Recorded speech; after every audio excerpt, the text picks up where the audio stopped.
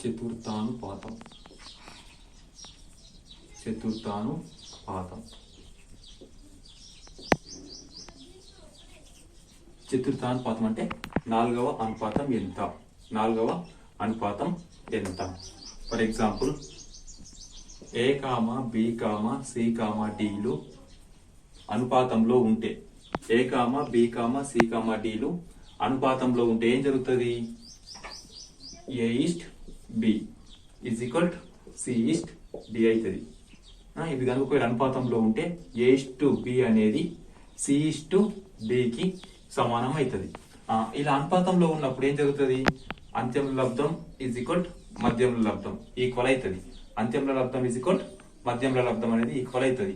అప్పుడు ఏం జరుగుతుంది అని అంటే A into D is equal B into C, then AD is equal BC అవుతుంది.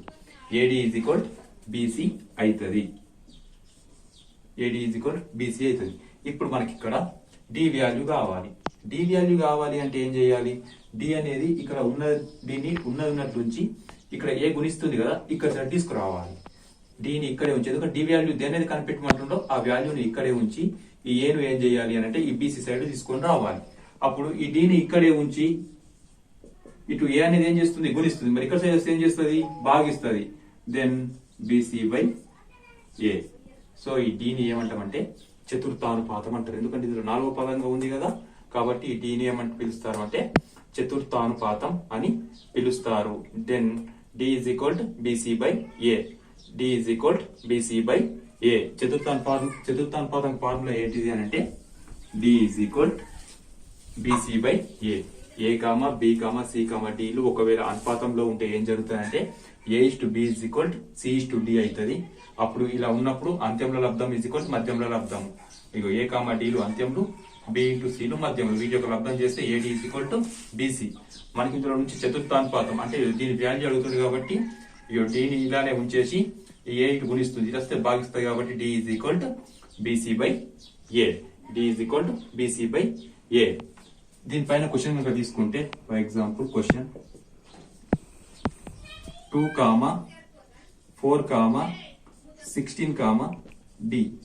డి వాల్యూ ఎంత అంటే చతుర్థానుపాతం ఎంత. మరి డి వాల్యూ కావాలంటే D is equal BC by A.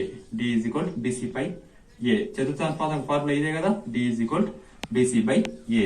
Then D is equal B అంటే ఎంత ఉన్నది? 4 ఉన్నది. నెక్స్ట్ సి వాల్యూ 16, ఎందుకంటే ఇది ఏ అవుతుంది, ఇది బి, ఇది C. Okay, A value 2, B value 4, C is equal 16 అయితే అప్పుడు డి వాల్యూ ఎంత? మరి ఇప్పుడు ఇక్కడ ఏ వాల్యూ ఎంత?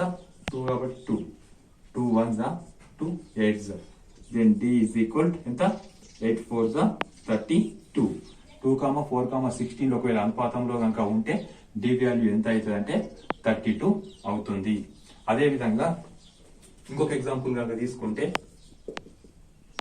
3, 27,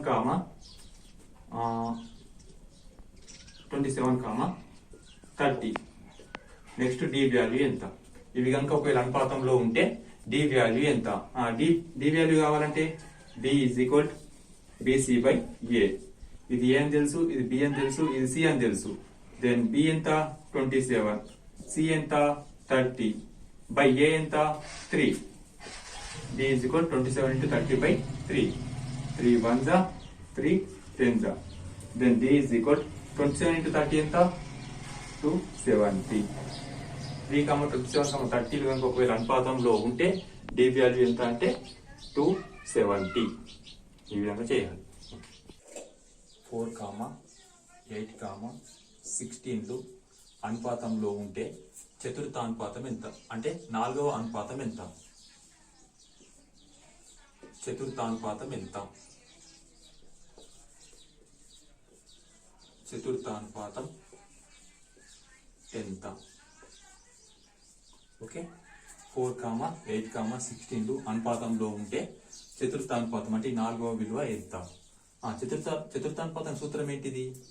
D is equal BC by A. D is equal BC by A. ఇందులో ఏ అంటే 4, బి అంటే 8, సి అంటే 16. కనిపెట్టాల్సింది డి వాల్యూ. కాబట్టి డి ఈజ్ ఈక్వల్ బీసీ ఎంత 8 ఇంటూ 16 ఏ అంటే 4 4 1 జా 4 4 జా. నెక్స్ట్ డి ఈజ్ ఈక్వల్ ఎంత 32. సో 4, 8, 16 ఒకవేళ అనుపాతంలో ఉంటే చతుర్థానుపాతం ఎంత అంటే 32. Okay, next 3:4, 5:6.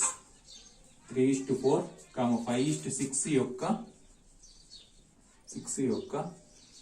బహుళ నిష్పత్తి, కాంపౌండ్ రేషియో, బహుళ నిష్పత్తి x:16 అయినా x విలువ ఎంత? ఓకే, 3:4, 5:6 యొక్క బహుళ నిష్పత్తి x:16 అయినా x విలువ ఎంత? ఆ బహుళ నిష్పత్తి అంటే ఏమిటిది?